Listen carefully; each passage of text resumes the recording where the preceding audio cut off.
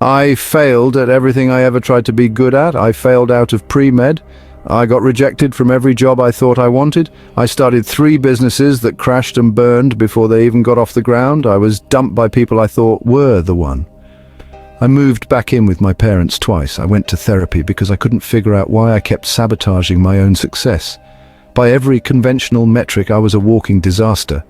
And honestly, it was the best thing that ever happened to me. See, there's a lie we've all been sold about success. We've been told that winning creates winners, that success breeds success, that the key to a fulfilling life is avoiding failure at all costs. We celebrate the people who seem to have it all figured out, who move seamlessly from one victory to the next, who never seem to stumble or fall. But here's what nobody tells you about those people. Many of them are miserable. They're trapped in golden cages of expectations, terrified of making mistakes, paralyzed by the pressure to maintain their winning streak. They've never learned the most crucial skill for long-term success: how to fail forward. Meanwhile, the people who've failed spectacularly, who've been knocked down repeatedly, who've had to rebuild themselves from scratch, they possess something invaluable that success can never teach: resilience, authenticity, and the unshakable knowledge that they can survive anything. Tonight, I'm going to tell you why my failures were my greatest teachers, why your worst moments might be preparing you for your best life, and why the path to true success runs directly through the valley of spectacular failure. Because here's the truth that will change how you see every setback, every rejection, every moment when life doesn't go according to plan. Failure isn't the opposite of success. It's the secret ingredient that makes success meaningful, sustainable, and truly yours. But first, let me take you back to the moment when I realized that everything I thought I knew about winning was completely wrong. It was 3 a.m. on a Tuesday in March 2018. I was sitting in my car outside a 24-hour diner, just staring at an email that would change everything I thought I knew about success. We regret to inform you that your application has been unsuccessful. This wasn't just any rejection. This was the 5th dream job rejection in 6 months. The position I was certain I was perfect for, the company I'd spent weeks researching, the interview I'd prepared for like it was the Olympics of career opportunities. I'd already been through the cycle 4 times before: excitement, preparation, confidence, rejection, devastation. But this time was different. This time I started laughing, not the bitter laugh of someone losing their mind, though I questioned that too. It was the laugh of someone who finally understood the punchline to a joke the universe had been telling for years. See, each of these rejections had followed the same pattern. I'd identify what I thought was my dream opportunity, mold myself into what I thought they wanted, present a polished version of my skills and experience, and then wait for validation that never came. I was like an actor auditioning for the same role over and over, getting rejected each time, but never questioning whether I actually wanted to play that character for the rest of my life. That night in the parking lot, something shifted. Instead of asking, why don't they want me, I started asking, do I actually want this? And the answer was terrifying in its clarity. No, I didn't want any of these jobs. I wanted the security they represented, the status they promised, the story I could tell about my life. But the actual work, the daily reality of these positions, I had no genuine interest in any of it. I had been trying so hard to be successful that I'd forgotten to define what success meant to me. This realization led to what I now call the Great Unraveling. Over the next year, I systematically failed at everything I thought I was supposed to want. I quit the graduate program that was supposed to make my parents proud. I ended the relationship that looked perfect on paper but felt empty in reality. I stopped applying for prestigious jobs and, well, I started asking myself what I actually enjoyed doing. The result? I failed my way into the most authentic, fulfilling life I'd ever imagined. But here's what took me years to understand. The failures weren't accidents or detours on my path to success. They were the path. Each rejection, each setback, each moment of having to start over was teaching me something I could never have learned from winning. And here's where it gets really interesting. The research on failure and success tells a story that our culture desperately doesn't want to hear.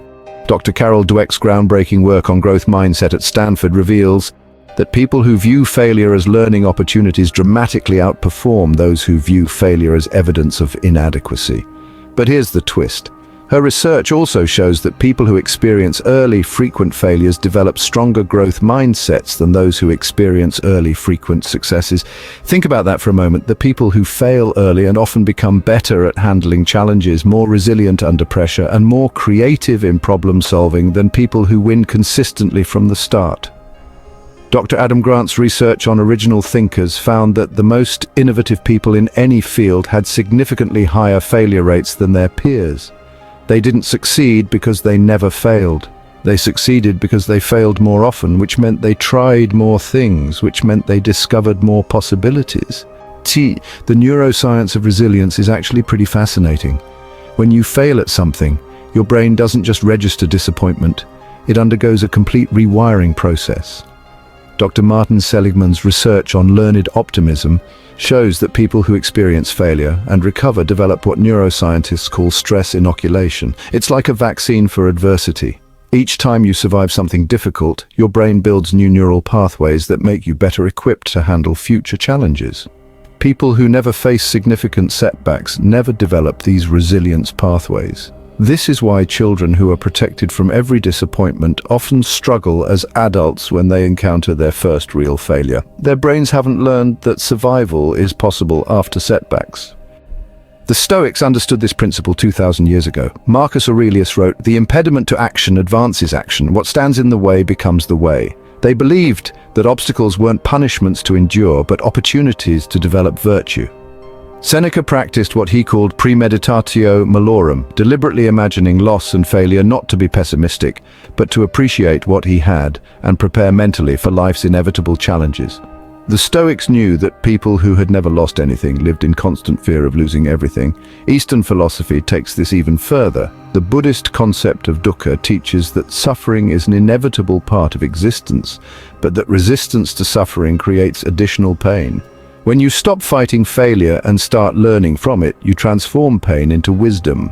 The Taoist principle of Wu Wei suggests that sometimes the most powerful action is non-action, allowing failure to teach you what forcing success never could, like water flowing around rocks. Sometimes you need to fail at going through obstacles to discover the path around. But here's what's really fascinating.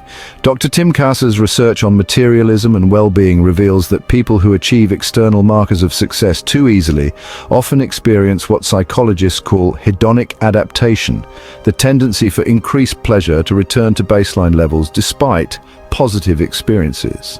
In simple terms, if you get everything you want too easily, nothing feels meaningful anymore. Success without struggle creates a hollow victory that leaves people searching for the next achievement to fill the void.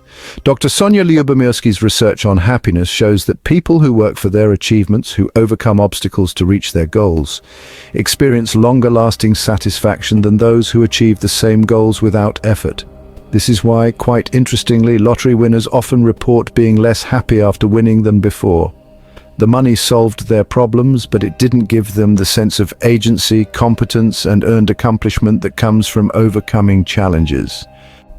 People who fail regularly develop what psychologists call anti-fragility, a term coined by Nassim Taleb to describe systems that get stronger under stress rather than weaker. While fragile things break under pressure and resilient things resist pressure, anti-fragile things actually improve because of pressure.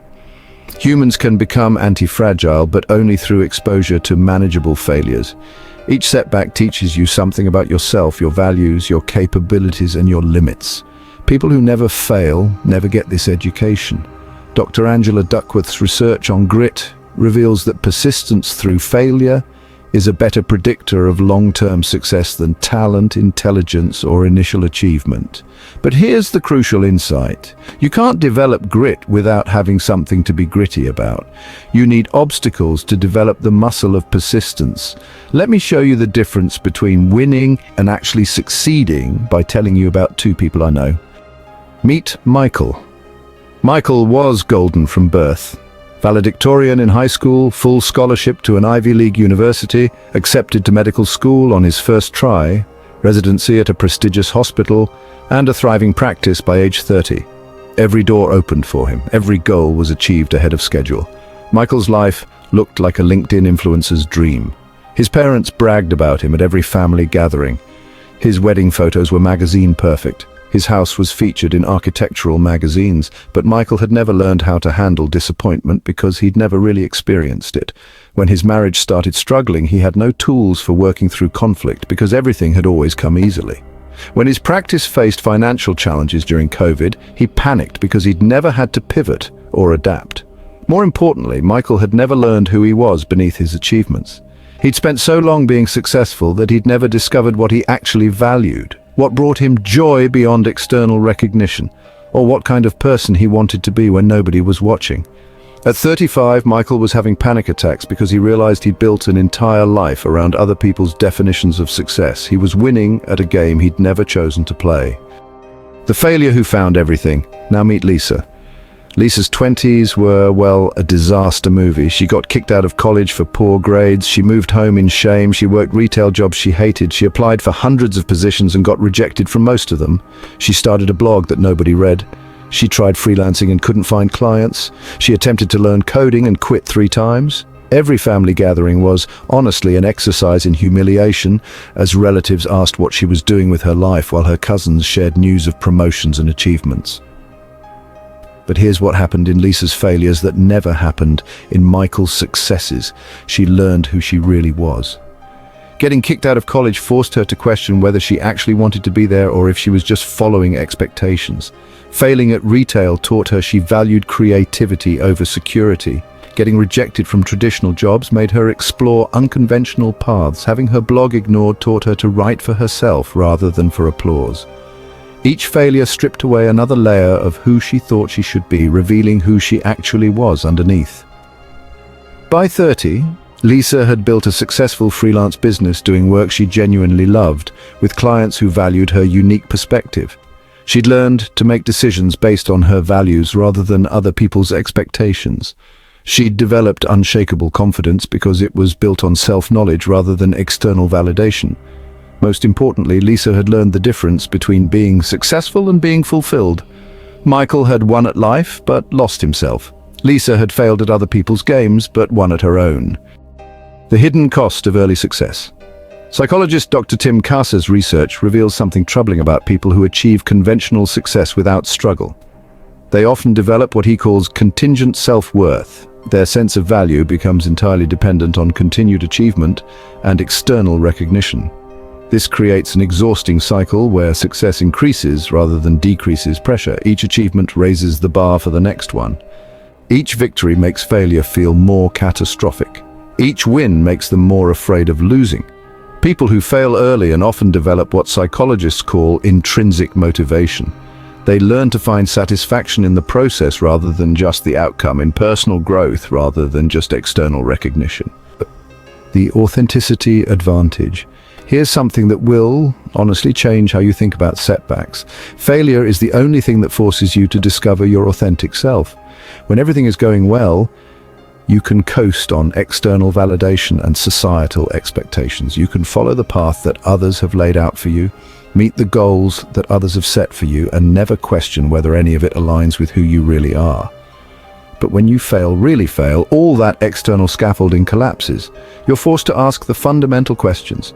What do I actually want? What matters to me when nobody else is watching? What kind of person do I want to be when I can't be the person I thought I was supposed to be? Failure strips away the ego and reveals the soul. It's the only experience that forces you to separate your identity from your achievements, your worth from your wins, your value from your victories. But here's where the story gets really interesting. It's not just that failure teaches you about yourself. It literally changes your brain in ways that make you more capable of creating lasting success. The neuroplasticity of setbacks. Dr. Rick Hanson's research on neuroplasticity shows that adversity activates what scientists call post-traumatic growth, the brain's ability to reorganize itself in response to challenges. People who navigate failure develop enhanced problem-solving abilities, increased emotional regulation, and stronger social connections. But here's the crucial detail. This growth only happens when you process failure as learning rather than as evidence of inadequacy. The key isn't avoiding failure, it's changing your relationship with failure. When you start viewing setbacks as data rather than verdicts, as redirections rather than rejections, as education rather than elimination, your brain literally rewires itself to become more adaptable, creative, and resilient. The innovation imperative. Dr. Clayton Christensen's research on disruptive innovation reveals that breakthrough innovations almost always come from people who've failed at conventional approaches. They're forced to think differently because conventional thinking didn't work for them. This is why many of the world's most successful entrepreneurs have extensive failure resumes. They've learned to see obstacles as information, setbacks as market research, and failures as tuition paid toward eventual mastery. Steve Jobs was fired from Apple, the company he founded. Oprah was fired from her first television job for being, well, too emotionally invested. Stephen King's first novel was rejected 30 times. Colonel Sanders' chicken recipe was rejected 1,009 times before KFC was born. These weren't detours on their path to success, they were the path. Each failure taught them something essential that success never could have. The vulnerability dividend. Dr. Brené Brown's research reveals something profound. People who've experienced significant failure develop what she calls shame resilience, the ability to experience setbacks without internalizing them as identity-defining events. This creates what I call the vulnerability dividend.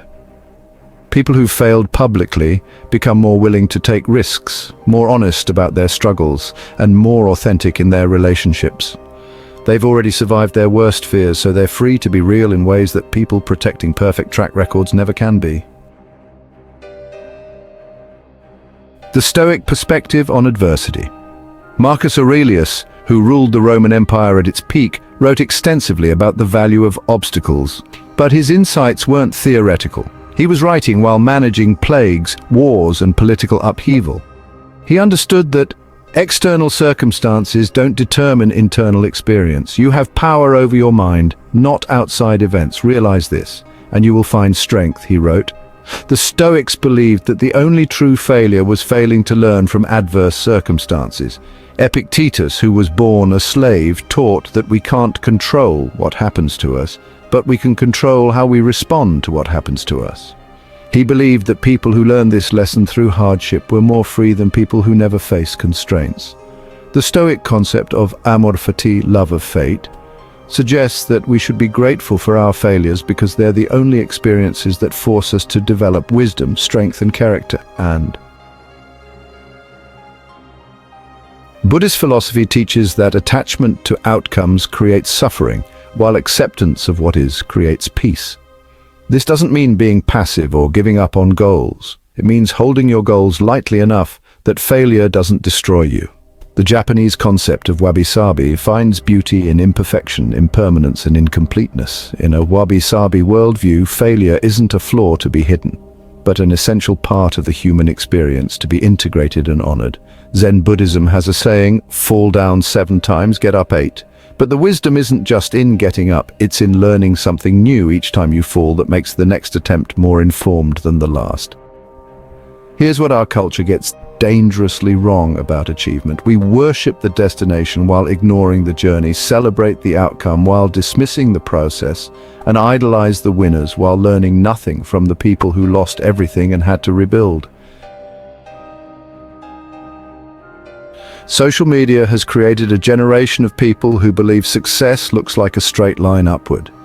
Every post shows another achievement, another milestone, another reason to celebrate.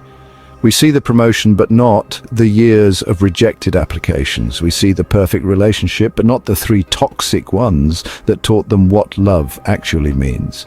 We see the thriving business, but not the 2 failed startups that provided the education. This creates what psychologists call compare and despair, but specifically around success narratives. Young people increasingly believe that if they're struggling, failing, or facing setbacks, they're doing something wrong. They think successful people have some secret they're missing, some talent they lack, some advantage they don't possess. The truth? Most successful people have failed more than unsuccessful people have even tried.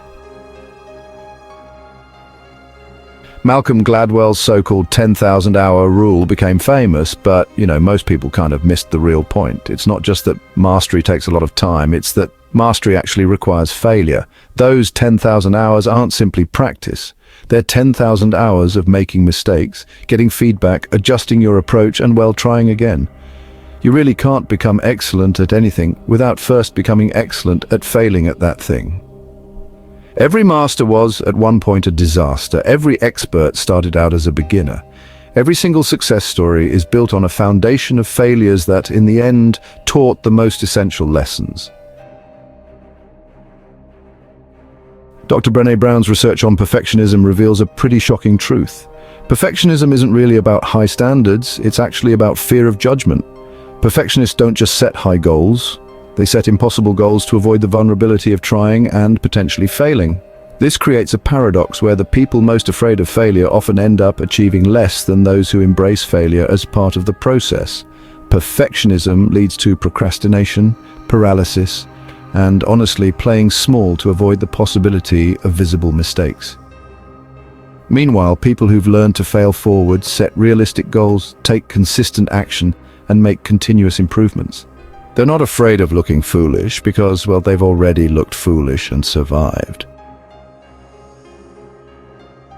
Clayton Christensen's research on innovation shows that breakthrough thinking really requires what he calls disruptive failure, the willingness to abandon conventional approaches that just aren't working and try radically different strategies. But here's the catch. You can't innovate without being willing to fail. Innovation, by definition, means trying things that might not work out. People who are too invested in maintaining their success rate never develop the experimental mindset necessary for real breakthrough achievement. That's actually why industries are constantly disrupted by outsiders rather than insiders. The outsiders, you see, have nothing to lose, so they're willing to try approaches that insiders would consider way too risky to their established success. Here's something that honestly changed my entire approach to life. When you've already failed at everything you thought you were supposed to succeed at, you become free to try things you actually want to succeed at. There's a concept in recovery communities called hitting rock bottom. And while it's usually discussed in the context of addiction, it really applies to anyone who's experienced complete failure. Rock bottom is, terrifying, but it's also liberating because it's the point where you have nothing left to lose. When you've lost the job, the relationship, the reputation, the plan, you're finally free to ask, what do I actually want to build from here? This is why some of the most successful people describe their biggest failure as their best worst thing that ever happened. It forced them to start over, but this time, they started with self-knowledge instead of just societal expectation. People who've failed publicly develop something invaluable. They stop trying to look successful and start trying to be effective. They stop managing their image and start managing their actual life. They stop performing competence and start developing actual competence. This shift is profound. When you're not worried about maintaining a perfect track record, you can take risks that people protecting their reputation never could. You can ask for help because you're not pretending to have all the answers. You can be honest about your limitations because you've already been exposed. Here's something nobody talks about. Failure is the ultimate relationship filter. When your life falls apart, you discover who was there for the person you were versus who was there for the success you represented. The friends who stick around when you're unemployed, heartbroken, and questioning everything, those are your people. The ones who disappear when you're no longer impressive. They were networking, not befriending. Failure forces you to build relationships based on authenticity rather than achievement, vulnerability rather than victory, human connection rather than professional connection. Dr. Jonah Lehra's research on creativity shows that people perform better on creative tasks immediately after experiencing failure than after experiencing success. Failure activates what neuroscientists call divergent thinking. the ability to see multiple possibilities and unconventional solutions. Success, on the other hand, activates convergent thinking, the tendency to stick with proven approaches and avoid risk. This is why successful people often become less creative over time, while people recovering from failure often experience bursts of innovation and originality. So how do you harness the power of failure without waiting for life to knock you down? How do you develop anti-fragility, authenticity, and resilience before you're forced to? Start by creating what Tina Seelig from Stanford's D School calls a failure resume. A document that lists your most significant setbacks, what you learned from each one, and how they contributed to your current capabilities. This exercise serves two purposes. It helps you recognize patterns in your failures. What can you learn about your values, preferences, and blind spots? And it reframes setbacks as education rather than embarrassment. My failure resume includes getting rejected from my dream graduate program, which taught me to question whether my dreams were actually mine. Having a business fail spectacularly, which taught me the difference between good ideas and viable business models. And ending a long-term relationship, which taught me the difference between compatibility and love. Each of these failures was devastating at the time, but essential to becoming the person I am today. The experiment mindset. Instead of setting goals with binary outcomes like success or failure, start approaching life as a series of experiments. You see, experiments can't fail. They only produce results, which then inform the next experiment. This shift in language creates a shift in psychology. So when something doesn't work out, you don't think I failed, you think interesting data. What does this tell me about my approach, my assumptions, or my direction? Now, take Amazon's Jeff Bezos, for instance. He institutionalized this mindset by encouraging failure parties to celebrate experiments that didn't work because they provided valuable information about what not to do. Let's talk about the rapid prototyping approach. Borrowed from design thinking, rapid prototyping means creating quick, imperfect versions of your ideas to test them in the real world, rather than perfecting them in your imagination. Apply this to career, relationships, and life decisions. Instead of spending months planning the perfect approach, try an imperfect version quickly. And instead of waiting until you're completely prepared, start before you're ready. The feedback from real-world testing is always more valuable than the feedback from imaginary scenarios. And well, the sooner you fail, the sooner you can adjust and try again. Now, on to the pre-mortem practice. Before starting any significant project or making any major decision, practice what psychologist Gary Klein calls a pre-mortem. Imagine that the project has failed spectacularly and work backward to identify what could go wrong. This isn't pessimism, it's preparation. When you've already considered how something might fail, you're mentally prepared to handle setbacks. You've identified risks you can mitigate, and you've removed the shock value from potential failures.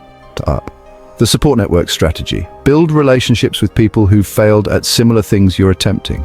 These people provide something that successful people can't. Practical wisdom about navigating setbacks, emotional support during difficult times, and proof that survival and eventual success are possible. Many of the most valuable mentors aren't the people who succeeded easily. They're the people who failed repeatedly, but learned to fail better each time. The recovery ritual. Develop a specific process for handling failure when it inevitably occurs. This might include allowing yourself 24 hours to feel disappointed, writing about what you learned from the experience, identifying what you'll do differently next time, and celebrating your willingness to try something difficult. Having a ritual for processing failure prevents you from getting stuck in shame, blame, or avoidance. It transforms failure from a destination into a temporary stop on a longer journey. Here's what most people don't understand about failure. It's not just about learning skills or developing resilience. Failure builds character in ways that success never can. And character is the foundation that makes long-term success possible. People who've experienced significant failure develop something invaluable, genuine empathy. They can connect with others who are struggling because they remember what struggle feels like. They can offer real comfort because they've needed comfort themselves. This isn't just nice for relationships. It's crucial for leadership, entrepreneurship, and really any role that requires understanding and motivating other people. The best managers are often people who've been managed poorly. The most effective teachers are often people who struggled to learn, and the most compassionate leaders are often people who've been led badly. Success can create arrogance, but failure creates humility. And humility isn't weakness, it's accurate self-assessment. Humble people are more likely to ask for help when they need it, more willing to admit when they're wrong, and more open to feedback that could improve their performance. Dr. Jim Collins's research on great companies found that their most effective leaders shared one trait. They combined fierce determination with profound humility. They were confident in their abilities but realistic about their limitations. People who've lost things develop what psychologists call gratitude resilience, a deep appreciation for good things that people who've never lost anything often take for granted. When you've been unemployed, you don't take having a job for granted. When you've been alone, you don't take relationships for granted. When you've struggled financially, you don't take security for granted. This gratitude isn't just emotionally satisfying, it's practically powerful. Grateful people work harder, treat others better, and make decisions based on appreciation rather than entitlement. Failure gives you perspective that success can't provide. When you've survived your worst-case scenarios, you realize that most of the things people worry about aren't actually catastrophic. This perspective makes you more willing to take intelligent risks, more creative in your problem solving, and more focused on what actually matters rather than what just appears important. Here's the ultimate paradox that honestly took me years to understand. The moment you stop being afraid of failure is the moment you become truly capable of success. The fear of failure creates a prison with invisible bars. You can't see them, but they're there, limiting your choices, constraining your creativity, keeping you trapped in safe but unsatisfying situations. People who've never failed often live in constant anxiety about their first major setback. They make decisions based on risk avoidance rather than opportunity pursuit. They play not to lose rather than playing to win. But people who've failed and recovered know something liberating. Failure isn't death, it's education, it's redirection, it's information. Once you truly understand this, you're free to attempt things that failure-phobic people would never dare try. The authenticity liberation. When you stop trying to avoid failure, you can start trying to create value. When you stop managing your image, you can start improving your actual capabilities. When you stop performing success, you can start building genuine achievement. This shift from performance to practice, from image management to skill development, from avoiding failure to embracing learning, this is what separates people who achieve fleeting success from people who create lasting impact. The innovation advantage. The willingness to fail is the prerequisite for the willingness to innovate. You can't create something new without risking that it won't work. You can't solve problems that haven't been solved without trying approaches that might not succeed. Dr. Amy Edmondson's research on psychological safety shows that teams and individuals who feel safe to fail are more innovative, more collaborative, and more effective than those who feel pressure to be perfect. The long game perspective. Here's the ultimate insight. Failure is a short-term experience, but the lessons from failure last a lifetime. Success is often a temporary state, but the character developed through overcoming failure is permanent. When you understand this, you start making decisions based on long-term character development rather than short-term outcome optimization. You start asking, not how can I avoid failing, but how can I fail forward faster? Let me walk you through exactly how failure transforms you stage by stage, because understanding this process will help you navigate your own setbacks with more wisdom and less suffering. Stage 1, the shock. Every significant failure begins with shock. That disbelief that things just didn't go according to plan. This stage is necessary, but it's only temporary. Your brain honestly needs a bit of time to process that your expectations just don't match reality. The mistake most people make is trying to skip this stage or, judging themselves for experiencing it, but shock is actually protective. It prevents you from making reactive decisions while you're emotionally dysregulated. Stage 2, the story. Next, your brain starts creating stories about what the failure means. This is where, honestly, most people get stuck, because the stories we tell ourselves about failure determine whether we'll recover or spiral. Destructive stories sound like, I'm not good enough, I'll never succeed, everyone else has something I lack. Constructive stories sound like, this approach didn't work, I learned something valuable. This is redirection, not rejection. The story you choose determines your trajectory more than the failure itself. Stage 3, the search. After the shock subsides and you've chosen your story, you enter the search phase. looking for lessons, patterns, and insights that can inform your next attempt. This is where failure becomes valuable. You start asking better questions. What assumptions were wrong? What skills do I need to develop? What approach would work better? What do I actually want instead of what I thought I wanted? Stage 4, the synthesis. Eventually, you begin integrating the lessons from failure into your identity and approach. You don't just recover from the setback, you actually become someone who's wiser, stronger, and more capable because of it. This stage often involves, developing new skills, changing your approach, or even discovering that you want something completely different than what you originally pursued. Stage 5, the strength. In the final stage, you realize that the failure was actually a gift. Not because it was pleasant, but because honestly, it forced you to develop capabilities you never would have otherwise. You become grateful not for the pain, but for the growth the pain made possible. People in this stage often say things like, "I wouldn't change anything about my failures because they made me who I am today." They're not romanticizing suffering. They're recognizing that character is forged in difficulty, not comfort. After years of failing my way to fulfillment, I've learned that we need to completely redefine what success means. From external to internal scoreboards. Traditional success is measured by external scoreboards: salary, title, status, possessions, achievements that others can see and evaluate. But, sustainable success is measured by internal scoreboards: fulfillment, growth, authenticity, contribution, alignment between values and actions. External scoreboard success can be taken away by economic downturns, industry changes, or life circumstances. Internal scoreboard success is recession-proof, age-proof, and circumstance-proof because it's based on who you're becoming rather than what you're accumulating. From winning to growing. In a winning-focused mindset, setbacks are problems to be avoided. In a growth-focused mindset, setbacks are information to be processed. This shift changes everything: how you set goals, how you measure progress, how you respond to challenges, and how you define achievement. Growth-focused people celebrate learning as much as they celebrate winning. They measure progress by increased self-awareness, improved skills, and expanded capabilities rather than just favorable outcomes. From perfect to authentic.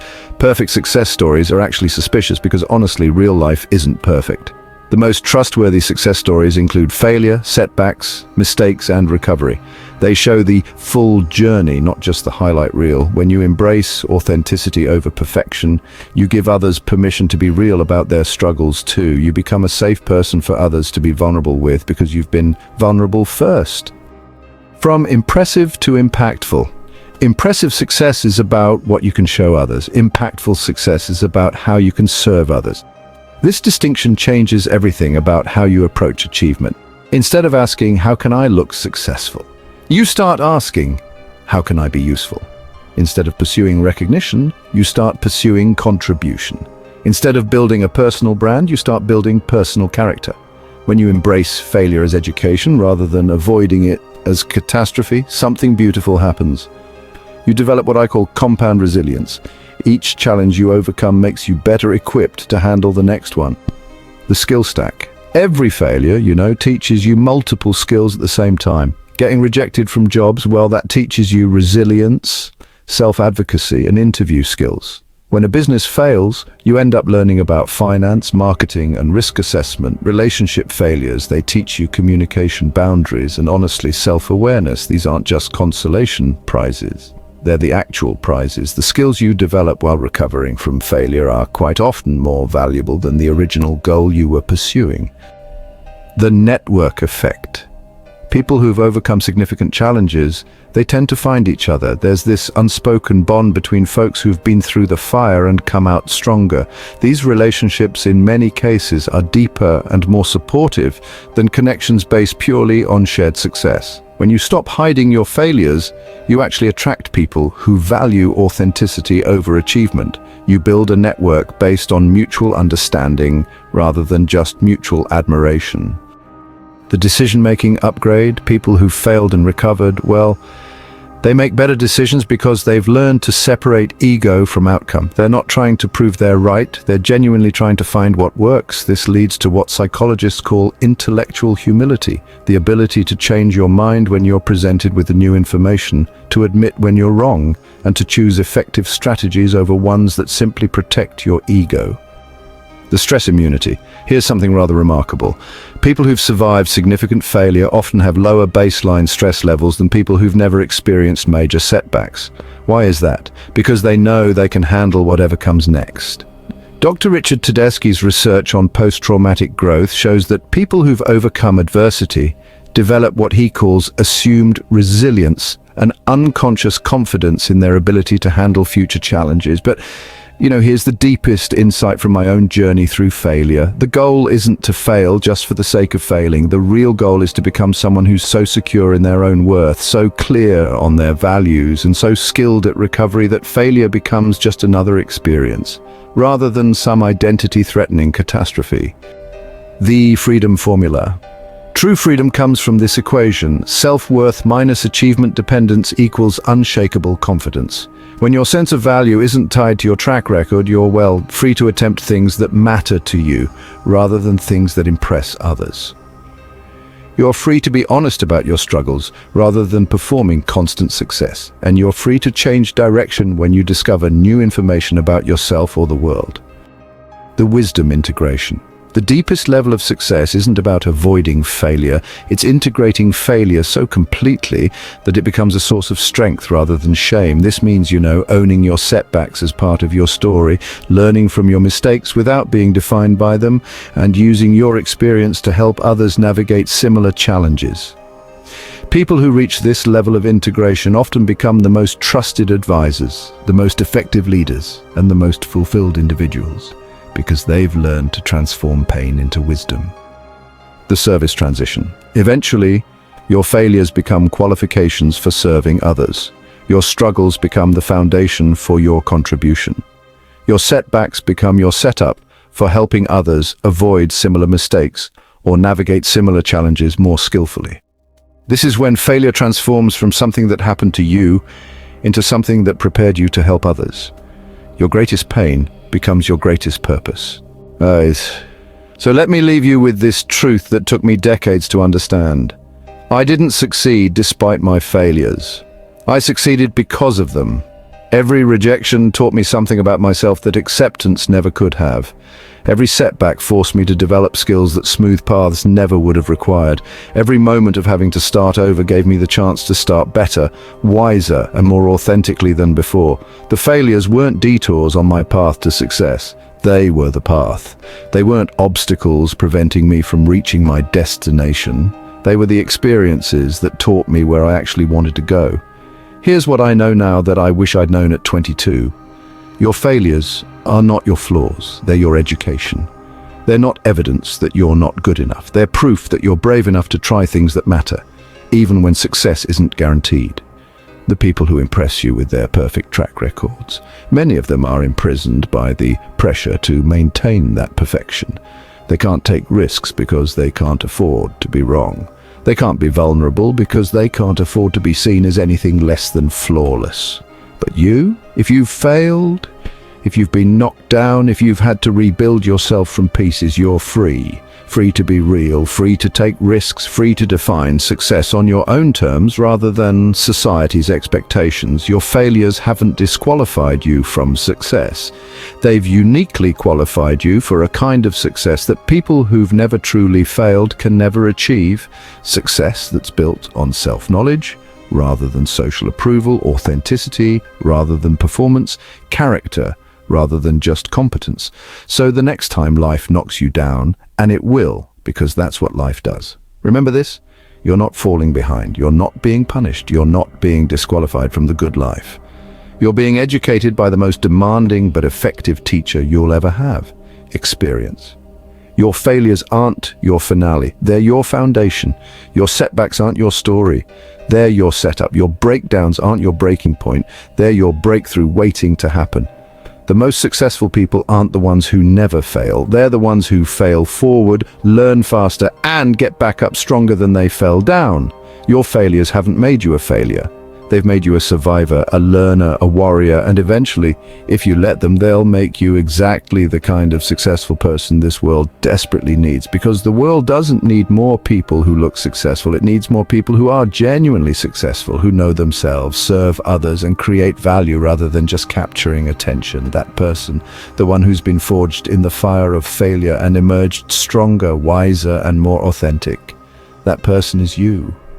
Now stop apologizing for your setbacks and start celebrating your comebacks. Your real success story is just beginning.